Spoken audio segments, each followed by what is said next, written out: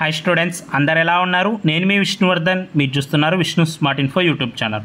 Students, NEET 2025 all India quota round 1 counselling అయితే start అయిపోయింది. So ఈ all India quota counselling total information అనేది నేను ఈరోజు ఈ వీడియోలో మీకు ఎక్స్ప్లెయిన్ చేస్తాను. సో ఆల్ ఇండియా కోటాలో మనకి టోటల్గా 4 రౌండ్స్ ఉంటాయి. ఈ 4 రౌండ్స్లో మీకు సీట్ వస్తే మీరు జాయిన్ అవ్వాలా లేదా, ఒకవేళ జాయిన్ అవుతే ఏమవుతుంది, జాయిన్ అవ్వకపోతే ఏమవుతుంది, సో జాయిన్ అయిన తర్వాత మళ్ళీ మీరు సీట్ని క్యాన్సిల్ చేసుకోవచ్చా, ఆ తర్వాత స్టేట్ కోటాలో జాయిన్ అవ్వాలంటే రూల్స్ ఎలా ఉంటాయి, టోటల్గా ఈ 4 రౌండ్స్కి సంబంధించి రూల్స్ అన్నీ ఈరోజు ఈ వీడియోలో ఎక్స్ప్లెయిన్ చేస్తాను. సో అలాగే అసలు ఈ ఆల్ ఇండియా కోటా కౌన్సిలింగ్కి ఎవరు అప్లై చేసుకోవాలి, సో ఎన్ని మార్క్స్ కన్నా ఎక్కువ ఉంటే మీరు ఆల్ ఇండియా కోటా కౌన్సిలింగ్కి అప్లై చేసుకుంటే సో మీకు ఎంబీబీఎస్ సీట్ రావడానికి ఛాన్స్ ఉంటుంది, ఫ్రీ ఎంబీబీఎస్ సీట్ రావడానికి ఛాన్స్ ఉంటుంది అనేది కూడా నేను ఈరోజు ఈ వీడియోలో చెప్తాను. సో అలాగే వీళ్ళు ఇన్ఫర్మేషన్ బులెటిన్ అలాగే కౌన్సిలింగ్ స్కీమ్ రిలీజ్ చేశారు. సో టోటల్గా కౌన్సిలింగ్ ఈ 4 రౌండ్స్ ఎలా జరుగుతుందో కూడా ఈరోజు ఈ వీడియోలో ఎక్స్ప్లెయిన్ చేస్తాను. ఈ వీడియోని చివరి వరకు చూడండి. సో మీకు ఆల్ ఇండియా కోటాలోకి సంబంధించి ఏమన్నా డౌట్స్ ఉంటే ఆ డౌట్స్ అన్నీ వీడియో చూసిన తర్వాత మీకు క్లారిఫై అయిపోతాయి. స్టూడెంట్స్, మనం మెయిన్ టాపిక్లోకి వెళ్ళబోయే ముందు సో మీరు కనుక పర్సనల్ గైడెన్స్ కావాలి అనుకుంటే సో విష్ణు స్మార్ట్ ఇన్ఫో మెంటర్షిప్లో అయితే మీరు జాయిన్ అవ్వచ్చు. మీరు జాయిన్ అయిన తర్వాత మీకు అంటూ స్పెషల్ వాట్సాప్ గ్రూప్ ఉంటుంది. అందులో అన్ని అప్డేట్స్ వస్తాయి మీకు అర్థమయ్యే విధానంలో. అలాగే నెక్స్ట్ మీకంటూ స్పెషల్ ప్రయారిటీ లిస్ట్ అనేది ఇస్తాము. సో మీకు ఆల్ ఇండియా కోటాకు కావాలనుకున్న ఇస్తాము, స్టేట్ కోటాకు కావాలనుకున్న ఇస్తాము, మేనేజ్మెంట్ కోటాకు కూడా ఇస్తాము. అండ్ అలాగే నెక్స్ట్ వచ్చేసి మీకు ఏం డౌట్స్ వచ్చినా కౌన్సిలింగ్కి సంబంధించి రూల్స్కి సంబంధించి మీరు నాతో పర్సనల్గా కాల్ చేసి మాట్లాడవచ్చు. సో ఇంకా ఎన్నో ప్రీమియం బెనిఫిట్స్ ఉంటాయి. మీకు కనుక ఇంట్రెస్టెడ్ ఉంటే స్క్రీన్ మీద కనిపిస్తున్న ఈ నెంబర్కి నాకు వాట్సాప్లో మెసేజ్ చేయండి. ఆ తర్వాత నేను మా టీం మిమ్మల్ని ఫర్దర్గా ఫాలో అప్ అనేది చేస్తాము. నెక్స్ట్ సో ఫస్ట్ ఈ ఆల్ ఇండియా కోటా కౌన్సిలింగ్ మీకు ఆల్రెడీ షెడ్యూల్ చూపించాను. సో మళ్ళీ ఒకసారి చెప్తున్నాను. ఇప్పుడైతే రిజిస్ట్రేషన్ స్టార్ట్ అయిపోయింది.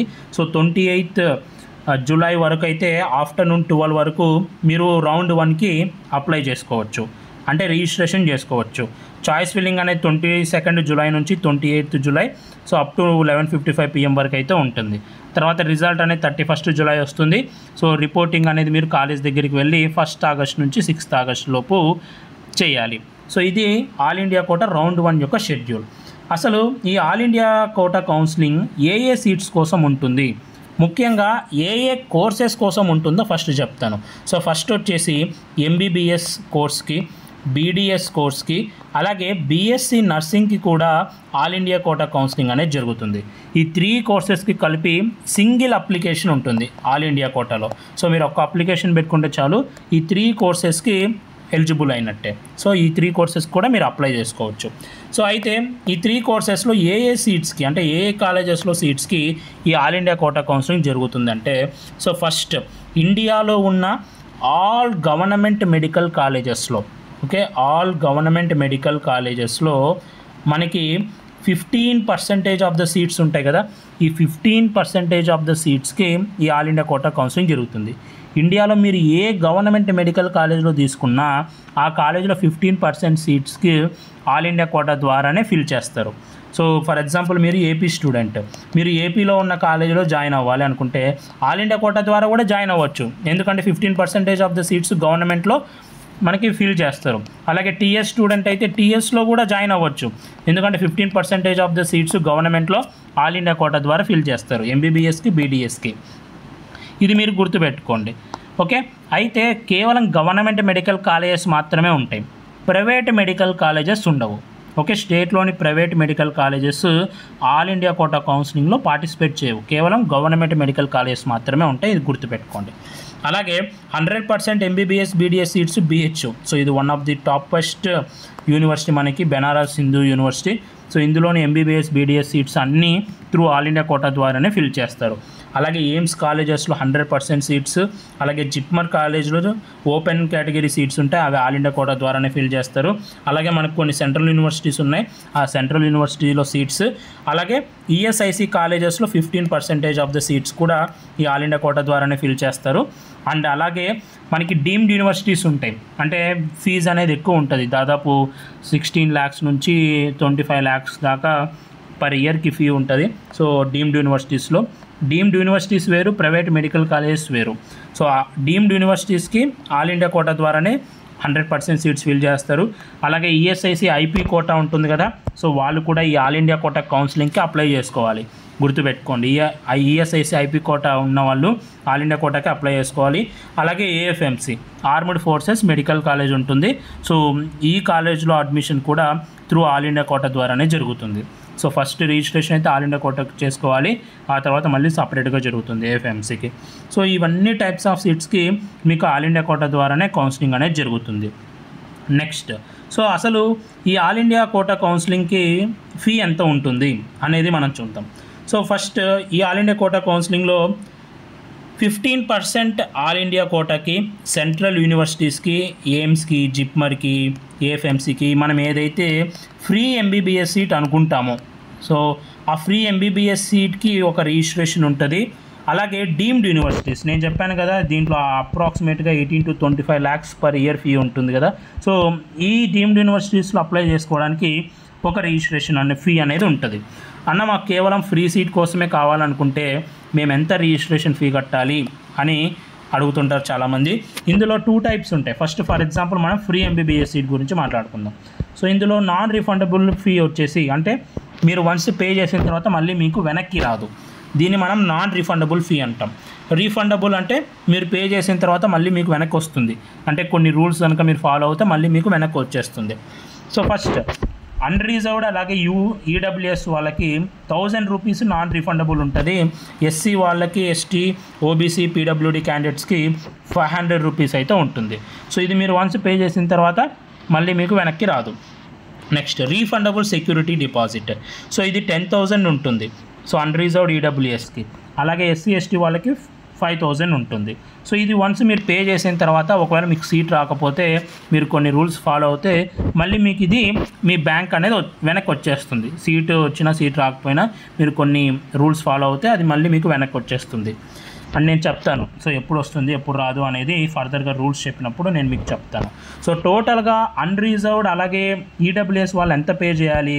సో 11,000 పే చేయాలి. అంటే 1,000 rupees non refundable, 10,000 refundable, 11,000 rupees pay చేయాలి. మళ్ళీ మీకు 10,000 వెనక్కి వస్తాయి. ఎస్సీ, ఎస్టీ, ఓబీసీ, పీడబ్ల్యూడీ వాళ్ళు టోటల్గా 5,500 పే చేయాలి.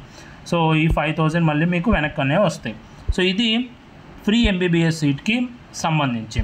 నెక్స్ట్, ఎవరైతే డీమ్డ్ యూనివర్సిటీస్కి అప్లై చేయాలనుకుంటున్నారో మీకు నాన్ రిఫండబుల్ ఫీ వచ్చేసి 5,000 ఉంటుంది. ఇది ఒకసారి పే చేస్తే మళ్ళీ రాదు. రీఫండబుల్ వచ్చేసి 2 lakhs ఉంటుంది. ఎవరైతే డీమ్డ్ యూనివర్సిటీస్కి అప్లై చేయాలనుకుంటున్నారో సో వాళ్ళు టోటల్గా ఎంత పే చేయాలి?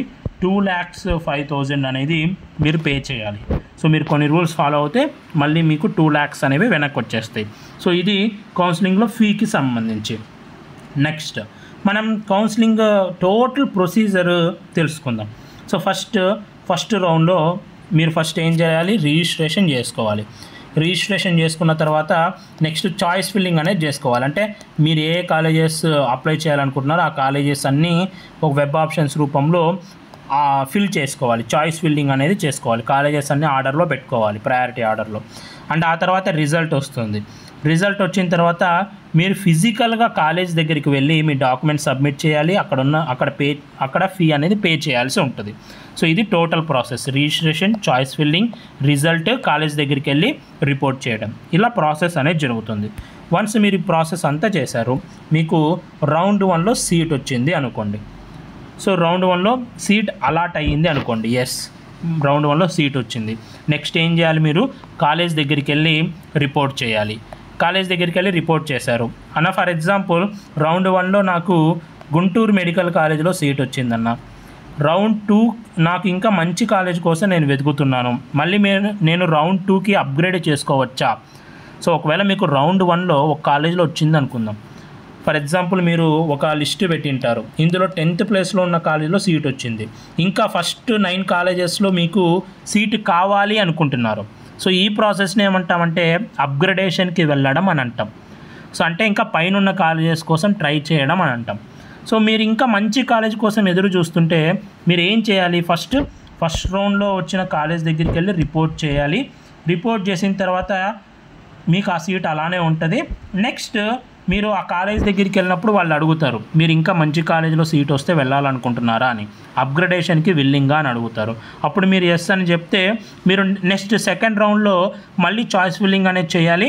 మళ్ళీ మీరు ఆ కాలేజ్ ఒకవేళ బెటర్ కాలేజ్ వస్తే ఆ బెటర్ కాలేజ్కి వెళ్ళి సీట్లో జాయిన్ అవ్వచ్చు.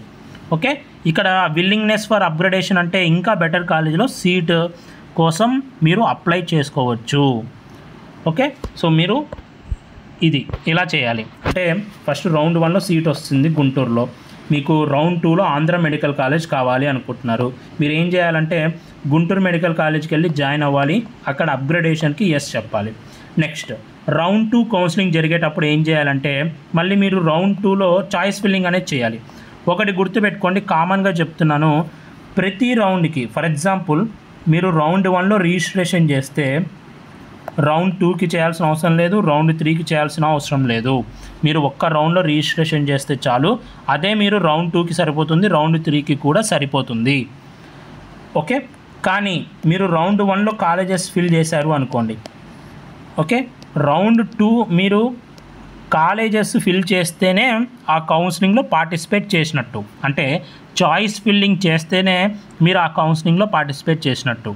మీరు రౌండ్ 1లో చాయిస్ ఫిల్లింగ్ చేశారు, నెక్స్ట్ రౌండ్ 2లో కూడా మళ్ళీ కొత్తగా చాయిస్ ఫిల్లింగ్ చేయాలి. మీరు రౌండ్ 2లో కూడా పార్టిసిపేట్ చేయాలి అనుకుంటే రౌండ్ 2లో కూడా మీరు మళ్ళీ కాలేజెస్ అనేవి ఫిల్ చేయాలి, మళ్ళీ రౌండ్ 3లో కూడా కాలేజెస్ అనేవి ఫిల్ చేయాలి. ఓకే, ఫీ ఒక్కసారి పే చేస్తే చాలు, అన్ని కౌన్సిలింగ్స్కి ఎలిజిబుల్ అవుతారు, అన్ని రౌండ్స్కి ఎలిజిబుల్ అవుతారు. కానీ చాయిస్ ఫిల్లింగ్ మటుకు ప్రతి రౌండ్లో మీరు పార్టిసిపేట్ చేయాలనుకుంటే మళ్ళీ కొత్తగా కాలేజెస్ అనేవి ఫిల్ చేయాలి. అన్న మేము రౌండ్ 1లో కాలేజెస్ పెట్టుకున్నాం, రౌండ్ 2కి రౌండ్ 3కి కూడా అవే సరిపోతాయంటే కాదు. రౌండ్ 2లో మళ్ళీ కొత్తగా కాలేజెస్ పెట్టాలి, రౌండ్ 3లో కూడా మళ్ళీ కొత్తగా కాలేజెస్ అనేవి పెట్టాలి. ఒకవేళ అన్న మాకు రౌండ్ 1లో వచ్చిన సీటు బాగా నచ్చేసింది, మేము ఇంకా ఆ కాలేజీలోనే ఉంటాము, మేము ఇప్పుడు ఏం చేయాలంటే మీరు రౌండ్ 2లో కాలేజెస్ పెట్టద్దు, రౌండ్ 3లో కాలేజెస్ పెట్టద్దు, అప్పుడు రౌండ్ 1లో మీకు వచ్చిన కాలేజ్ అనేది అలానే ఉండిపోతుంది, ఇంకా మీరు ఆ కాలేజీలోనే ఎంబీబీఎస్ అనేది చేయొచ్చు. సో ఇలా ప్రాసెస్ అనేది ఉంటుంది, గుర్తుపెట్టుకోండి. సో మళ్ళీ మనం ఈ కౌన్సిలింగ్స్కి మొత్తం ఎక్స్ప్లెయిన్ చేసుకుందాం. సో వీళ్ళు ఇచ్చిన దాని ప్రకారం సో ఫస్ట్ నేను చెప్పినవి గుర్తుపెట్టుకోండి. సో ఫస్ట్ రౌండ్ 1లో సీట్ వచ్చి ఉంటుంది, సో అలాట్ అయి ఉంటుంది. మీరు కాలేజ్ దగ్గరికి వెళ్ళి రిపోర్ట్ చేయాలి, అడ్మిషన్ ఫార్మాలిటీస్ అన్నీ సబ్మిట్ చేయాలి. సో అన్నీ రిపోర్ట్ చేశారు, రిపోర్ట్ చేసినప్పుడు కాలేజ్ దగ్గర అప్గ్రేడేషన్కి విల్లింగ్ అని చెప్పండి. సో అప్పుడు మళ్ళీ మీరు ఏం చేయాలి, అప్గ్రేడేషన్ విల్లింగ్ అని కాలేజ్ దగ్గర చెప్పేసి next round 2 choice filling start అయినప్పుడు మళ్ళీ మీరు రౌండ్ 2లో చాయిస్ ఫిల్లింగ్ అనేది చేయాలి. ఓకే, ఇది ప్రాసెస్. నెక్స్ట్ అన్న మాకు రౌండ్ 1లో సీట్ వచ్చింది, సో కానీ నేను కాలేజీలో జాయిన్ అవ్వదలుచుకోలేదు. అన్న మాకు రౌండ్ 1లో సీట్ వచ్చింది, సో అది ఎక్కడో నార్త్ ఇండియాలో అలా వచ్చింది, నేను ఇప్పుడు ఆ కాలేజ్ దగ్గరికి వెళ్ళి రిపోర్ట్ చేయలేను, నాకు ఆ కాలేజ్ కూడా నచ్చలేదు అని మీరు అనుకుంటే రౌండ్ 1లో మీకు సీట్ వచ్చినా కూడా జాయిన్ అవ్వకపోతే ఏమవ్వదు, ఫ్రీ ఎగ్జిట్ అనేది ఉంటుంది. మీరు పే చేసిన సెక్యూరిటీ డిపాజిట్ అలానే ఉంటుంది. నెక్స్ట్ మీరు రౌండ్ 2కి కూడా ఎలిజిబుల్ అవుతారు, ఫర్దర్ రౌండ్స్కి కూడా ఎలిజిబుల్ అవుతారు. సో రౌండ్ 1లో మీకు ఈ ఆప్షన్ అనేది ఉంటుంది. మీరు సీటు వచ్చినా కూడా జాయిన్ అవ్వకపోయినా కూడా మీ సెక్యూరిటీ డిపాజిట్ పోదు, మీరు ఫర్దర్ రౌండ్స్కి కూడా ఎలిజిబుల్ అవుతారు. సో ఫ్రీ ఎగ్జిట్ అంటారు. సో రౌండ్ 1లో మనకి ఫ్రీ ఎగ్జిట్ ఆప్షన్ అనేది ఉంటుంది. ఓకే, నెక్స్ట్ ఏంటి అంటే నేను ఆల్రెడీ చెప్పాను కదా, సో మీరు ఒకవేళ కాలేజ్ దగ్గరికి వెళ్ళి జాయిన్ అవుతే ఆ కాలేజీ పిచ్చిగా మీకు నచ్చేసింది, ఇంకా మీరు ఏ కాలేజ్ వద్దు అనుకున్నారనుకోండి, కాలేజ్ దగ్గర అప్గ్రేడేషన్కి నో చెప్పండి, ఇంకా మీరు ఆ కాలేజీలోనే చదువుకోవచ్చు. సో ఇది ఒక ప్రాసెస్. అన్న అసలు నాకు రౌండ్ 1లో సీట్ రాలేదు, మళ్ళీ నేను ఏం చేయాలంటే, సో మీరు ఆల్రెడీ రౌండ్ 1కి రిజిస్ట్రేషన్ చేసుకున్నారు కాబట్టి రౌండ్ 2కి మళ్ళీ కొత్తగా రిజిస్ట్రేషన్ చేసుకోవాల్సిన అవసరం లేదు. సో మీరు డైరెక్ట్గా రౌండ్ 2లో కాలేజెస్ అనేవి పెట్టుకుంటే చాలు. నెక్స్ట్ అన్న రౌండ్ 1కి నేను అసలు రిజిస్ట్రేషనే చేసుకోలేదు, మరి నేను రౌండ్ 2లో కొత్తగా రిజిస్ట్రేషన్ చేసుకోవచ్చా అంటే ఎస్, ఫ్రెష్ రిజిస్ట్రేషన్ అనేది ఉంటుంది రౌండ్ 2లో. ఎవరైతే రౌండ్ 1లో రిజిస్ట్రేషన్ చేసుకోలేదో వాళ్ళు రౌండ్ 2లో కొత్తగా రిజిస్ట్రేషన్ అనేది చేసుకోవచ్చు. మళ్ళీ సేమ్ ప్రాసెస్. మీకు సెకండ్ రౌండ్లో సీట్ అనేది అలాట్ అయ్యింది అనుకోండి. ఓకే, ఇప్పుడు ఫర్ ఎగ్జాంపుల్ ఇక్కడ 2 టైప్స్ ఆఫ్ స్టూడెంట్స్ ఉంటారు. రౌండ్ 1లో సీట్ వచ్చి ఉంటుంది, రౌండ్ 2లో ఇంకా కొత్త కాలేజీలో సీట్ వచ్చి ఉంటుంది. వీళ్ళు ఏం చేయాలి, రౌండ్ 1లో సీట్ వచ్చిండదు, రౌండ్ 2లో కొత్తగా సీట్ వచ్చి ఉంటుంది. వీళ్ళు ఏం చేయాలి, మీరు ఒకవేళ రౌండ్ 1 నుంచి రౌండ్ 2కి అప్గ్రేడ్ అయితే ఇంకా మంచి కాలేజీలో సీట్ వస్తే ఫస్ట్ మీరు రౌండ్ 1లో వచ్చిన కాలేజ్ దగ్గరికి వెళ్ళి రిలీవ్ అవ్వాలి. ఓకే, అక్కడ రిలీవ్ అవ్వాలి. అక్కడ రిలీవ్ అయ్యి రౌండ్ 2లో కొత్తగా వచ్చిన కాలేజ్ దగ్గరికి వెళ్ళి జాయిన్ అవ్వాలి. సో ఇది ప్రాసెస్. అన్న నాకు రౌండ్ 2లో కూడా కాలేజ్ వచ్చింది, కొత్త కాలేజ్ వచ్చింది, కానీ నాకు రౌండ్ 1లో కాలేజే బెటర్ అనిపిస్తుందన్న, మరి మేము ఏం చేయగలమంటే మీరు ఏం చేయలేరు. వన్స్ రౌండ్ 1 నుంచి రౌండ్ 2కి కొత్త కాలేజ్ వస్తే మీరు కొత్త కాలేజ్లో జాయిన్ అయిపోవాల్సిందే. ఫర్ ఎగ్జాంపుల్ రౌండ్ 1లో మీకు గుంటూరు మెడికల్ కాలేజ్లో సీట్ వచ్చిందనుకోండి, రౌండ్ 2లో ఆంధ్ర మెడికల్ కాలేజ్లో సీట్ వచ్చిందనుకోండి, మీరు గుంటూరు వెళ్ళి సర్టిఫికేట్స్ అవి తీసుకొని ఆంధ్ర మెడికల్ కాలేజ్కి వచ్చి జాయిన్ అయిపోవాల్సిందే. మళ్ళీ నేను గుంటూరులోనే ఉంటాను అంటే ఇంకా ఉండదు, గుంటూరులో మీ సీట్ ఉండదు, మీ సీటు వేరే వాళ్ళకి ఇచ్చేసి ఉంటారు, మీరు మళ్ళీ ఆంధ్ర మెడికల్ కాలేజ్కి వెళ్ళాల్సిందే. ఓకే, ఇది గుర్తుపెట్టుకోండి. అందుకనే మీరు కాలేజెస్ పెట్టుకునేటప్పుడు ఎలాంటి కాలేజెస్ పెట్టుకోవాలి అంటే, మీరు సీట్ వస్తే పక్కాగా ఆ కాలేజీలో జాయిన్ అవుతాము అనుకున్న కాలేజెస్ మట్టుకే మీరు చాయిస్ ఫిల్లింగ్లో పెట్టుకోండి. ఏవంటే అవి కాలేజెస్ పెట్టారనుకోండి, సీట్ వస్తే జాయిన్ అవ్వాలి. ఓకే, సో ఇది అప్గ్రేడేషన్ అయిన వాళ్ళకి పరిస్థితి. రౌండ్ 2లోనే కొత్తగా సీట్ వచ్చిన వాళ్ళు మళ్ళీ సేమ్ కాలేజ్ దగ్గరికి వెళ్ళి రిపోర్టింగ్ అనేది చేయాలి, మీ డాక్యుమెంట్స్ అలాగే ఫీ అనేది పే చేయాలి. ఒకవేళ ఓకే మీరు కాలేజీలో జాయిన్ అయిపోతే ఏం కాదు. ఒకవేళ సీటు వచ్చినా కూడా మీరు జాయిన్ అవ్వకపోతే ఏమవుతుందంటే, ఓకే చూడండి, మీకు సీట్ వచ్చినా కానీ జాయిన్ అవ్వకపోతే ఏమవుతుందంటే, మీరు 10,000 ఏదైతే సెక్యూరిటీ డిపాజిట్ కట్టింటారో అది మీకు పోతుంది. మీకు ఫర్ ఎగ్జాంపుల్ రౌండ్ 2లో ఫర్ ఎగ్జాంపుల్ ఒక ఉస్మానియా మెడికల్ కాలేజ్లో సీట్ వచ్చింది, కానీ మీరు ఆ కాలేజీలో జాయిన్ అవ్వట్లేదు, మీకు అప్పుడు ఏమవుతుంది, మీరు కట్టిన 10,000 డిపాజిట్ అనేది పోతుంది, కానీ మీరు ఫర్దర్ రౌండ్స్కి ఎలిజిబుల్ అవుతారు. మీరు కట్టిన 10,000 పోతుంది, కానీ మీరు రౌండ్ 3కి ఎలిజిబుల్ అవుతారు. సో ఫస్ట్ రౌండ్కి సెకండ్ రౌండ్కి డిఫరెన్స్ ఏంటి అంటే, అక్కడ సీట్ వచ్చినా జాయిన్ అవ్వకపోతే ఏం అవ్వదు, సెక్యూరిటీ డిపాజిట్ పోదు. కానీ ఇక్కడ రౌండ్ 2లో సీట్ వచ్చినా జాయిన్ అవ్వకపోతే మీరు కట్టిన 10,000 పోతుంది. ఇది గుర్తుపెట్టుకోండి, కానీ ఫర్దర్ రౌండ్కి ఎలిజిబుల్ అవుతారు. ఇది డిఫరెన్స్. ఓకే అన్న, candidate is eligible to participate in అదే. ఒకవేళ మీకు సీటే రాకపోతే మీరు మళ్ళీ ఫర్దర్ రౌండ్కి పార్టిసిపేట్ చేయొచ్చు. నేను చెప్పాను కదా, ఎవరైతే రౌండ్ 2లో సీటు వచ్చినా కూడా జాయిన్ అవ్వలేదో అలాంటి క్యాండిడేట్స్కి సెక్యూరిటీ డిపాజిట్ అనేది పోతుంది. సో అలాంటి క్యాండిడేట్స్ ఏం చేయాలంటే, మళ్ళీ ఒకవేళ రౌండ్ 3లో పార్టిసిపేట్ చేయాలనుకుంటే రౌండ్ 3కి మళ్ళీ ఫ్రెష్ రిజిస్ట్రేషన్ చేయాలి. అన్న మేము ఆల్రెడీ రౌండ్ 2లో చేశాం కదా, మళ్ళీ ఎందుకు రౌండ్ 3లో ఫ్రెష్గా రిజిస్ట్రేషన్ చేయాలి అంటే, మీరు సీట్ వచ్చినా కూడా జాయిన్ అవ్వలేదు కదా, కాబట్టి మీరు రౌండ్ 3 ఫ్రెష్ రిజిస్ట్రేషన్ చేయాలి. అన్న మాకు రౌండ్ 2లో సీటే రాలేదు, సో మరి మేము రౌండ్ 3కి మళ్ళీ చేయాలా ఫ్రెష్ రిజిస్ట్రేషన్ అంటే అవసరం లేదు. మీకు రౌండ్ 2లో సీట్ రాకపోతే రౌండ్ 3కి మీరు మళ్ళీ రిజిస్ట్రేషన్ చేయాల్సిన అవసరం లేదు, ఎందుకంటే రౌండ్ 2లోనే చేసుకున్నారు కాబట్టి మీరు డైరెక్ట్గా చాయిస్ ఫిల్లింగ్ అనేది రౌండ్ 3లో చేసేస్తే చాలు. ఓకే, ఇది గుర్తుపెట్టుకోండి. ఒకవేళ రౌండ్ 3లో మీకు సీట్ అనేది అలాట్ అయ్యింది, సో మీరు మళ్ళీ ఏం చేయాలి, కాలేజ్ దగ్గరికి వెళ్ళి రిపోర్ట్ చేయాలి. సో ఒకవేళ రౌండ్ 2 నుంచి రౌండ్ 3కి అప్గ్రేడ్ అయితే రౌండ్ 2 కాలేజ్ దగ్గరికి వెళ్ళి రిలీవ్ అయ్యి రౌండ్ 3లో వచ్చిన కాలేజ్ దగ్గరికి వెళ్ళి రిపోర్ట్ చేయాలి. వన్స్ రౌండ్ 3లో మీకు కాలేజీలో జాయిన్ అయిపోయారు, కాలేజీలో జాయిన్ అయిపోయిన తర్వాత మీరు ఇంకా ఆ కాలేజీలోనే ఎంబీబీఎస్ అనేది చేయాలి. రౌండ్ 3లో ఏ కాలేజ్ కనుక సీట్ వస్తే ఆ కాలేజే మీ యొక్క ఎంబీబీఎస్ కాలేజ్. ఆ తర్వాత మీరు అప్గ్రేడ్ అవ్వడానికి ఉండదు, ఆ కాలేజ్ నుంచి బయటికి రావడానికి కూడా ఉండదు. ఓకే, రౌండ్ 3లో వచ్చిన కాలేజీలో వన్స్ మీరు జాయిన్ అయిపోతే ఇంకా వేరే కాలేజీకి వెళ్ళలేరు, ఆ కాలేజ్ నుంచి బయటకి కూడా రాలేరు. ఇది గుర్తుపెట్టుకోండి. సో మీరు సీటు వచ్చినా కూడా జాయిన్ అవ్వకపోతే ఏమవుతుందంటే, మీరు కట్టిన సెక్యూరిటీ డిపాజిట్ పోతుంది, ఫర్దర్ రౌండ్కి లైక్ స్ట్రే వేకెన్సీ రౌండ్కి కూడా నాట్ ఎలిజిబుల్ అవుతారు. రౌండ్ 2కి రౌండ్ 3కి డిఫరెన్స్ ఏంటి అంటే, రౌండ్ 2లో మీకు సీట్ వచ్చినా జాయిన్ అవ్వకపోతే మీరు సెక్యూరిటీ డిపాజిట్ పోతుంది, కానీ ఫర్దర్ రౌండ్స్కి ఎలిజిబుల్ అవుతారు. కానీ రౌండ్ 3లో ఏమవుతుందంటే, సీట్ వచ్చినా జాయిన్ అవ్వకపోతే సెక్యూరిటీ డిపాజిట్ పోతుంది, అలాగే నెక్స్ట్ ఫర్దర్ రౌండ్స్కి కూడా నాట్ ఎలిజిబుల్ అయిపోతారు. ఇది విషయం. అండ్ రౌండ్ 3లో మీకు సీట్ రాకపోతే మీరు స్ట్రే వేకెన్సీ రౌండ్కి ఎలిజిబుల్ అవుతారు. అసలు ఈ స్ట్రే వేకెన్సీ రౌండ్కి మీరు ఒకవేళ రౌండ్ 1లో రౌండ్ 2లో రౌండ్ 3లో అప్లై చేసుకోకపోతే స్ట్రే వేకెన్సీ రౌండ్ కూడా ఫ్రెష్గా రిజిస్ట్రేషన్ అనేది చేసుకోవచ్చు. ఓకే, ఇది గుర్తుపెట్టుకోండి. ఈ స్ట్రే వేకెన్సీ రౌండ్కి ఎవరు ఎలిజిబుల్ అవుతారంటే, ఆల్ ఇండియా కోటాలో కానీ స్టేట్ కోటాలో కానీ, ఓకే ఆల్ ఇండియా కోటాలో కానీ స్టేట్ కోటాలో కానీ సీట్ అనేది మీకు అలాట్ అయి ఉండకూడదు. అది ఏ సీట్ అయినా సరే, ఏదైనా మేనేజ్మెంట్ కోట అయినా కూడా, ఫ్రీ సీట్ అయినా కూడా, ఏదైనా కూడా మీకు సీట్ అనేది అలాట్ అయ్యి ఉండకూడదు ఎంబీబీఎస్ బీడీఎస్లో. అలాంటి స్టూడెంట్స్ మాత్రమే శ్రే వేకెన్సీ రౌండ్కి ఎలిజిబుల్ అవుతారు. అన్న మాకు సీట్ అలాట్ అయింది, మేము కానీ కాలేజీలో జాయిన్ అవ్వలేదు కదా, మేము ఎలిజిబుల్ అవుతామంటే మీరు కూడా ఎలిజిబుల్ అవ్వరు. ఎందుకంటే మీకు సీట్ అనేది అలాట్ అయి ఉండకూడదు. మీరు జాయిన్ అయినారా జాయిన్ అవ్వలేదా అనేది విషయం కాదు. మీకు సీట్ అనేది అలాట్ అవుతే మీరు ఏ స్టేట్లో అయినా కూడా, ఆల్ ఇండియా కోటాలో అయినా కూడా, స్టేట్ కోటా కౌన్సిలింగ్లో అయినా కూడా మీరు స్టే వేకెన్సీ రౌండ్కి నాట్ ఎలిజిబుల్ అవుతారు. ఇంతవరకు స్టే వేకెన్సీ రౌండ్ జరిగేటప్పుడు ఎవరికైతే ఎంబీబీఎస్లో కానీ బీడీఎస్లో కానీ ఏ సీట్ వచ్చిండదో వాళ్ళు మాత్రమే స్టే వేకెన్సీ రౌండ్కి ఎలిజిబుల్ అవుతారు. వన్స్ స్టే వేకెన్సీ రౌండ్లో మీకు సీట్ వస్తే కాలేజీలో జాయిన్ అయిపోయారనుకోండి, మళ్ళీ ఇంకా అదే కాలేజీ మీకు ఫైనల్, మళ్ళీ మీరు బయటికి రాలేరు.